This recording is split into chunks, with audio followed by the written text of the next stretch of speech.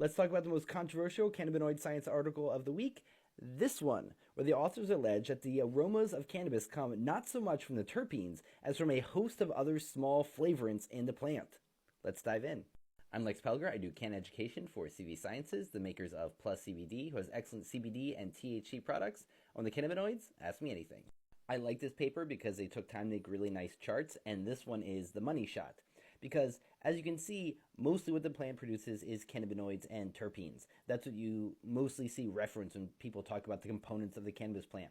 But whenever there are scientific lists of all of the other molecules in there, these flavorants are always on those lists. We've known about the esters and the alcohols and the heteromatics and the aldehydes and the VSCs, which are sulfur-type compounds. But we don't really attribute much to them. And maybe we wave our hands a little bit and say entourage effect, but the levels are usually pretty low, maybe not enough to cause a medical effect when orally ingested, but your nose is oh so sensitive.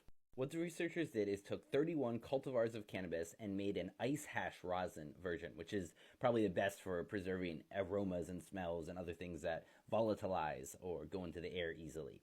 And then they had people analyze them for what they smelled like.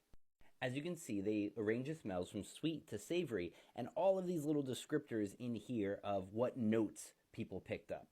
Then they did a detailed chemical analysis that looked at all of those components and those flavorants that occur at such low levels and started linking them to what smells they would cause, like fruity sweet or tropical citrus or creamy sweet or fruity floral.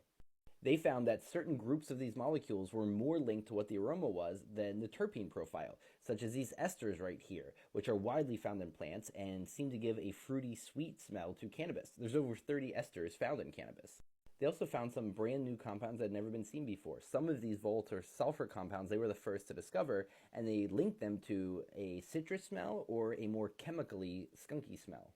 So overall, the really remarkable finding that has everybody talking is they found that the terpene profiles could be very different and yet the smell would be the same. And that even though these flavorants of many other types of molecules only make up 0.05% of the total mass, they actually are huge contributors to the aroma.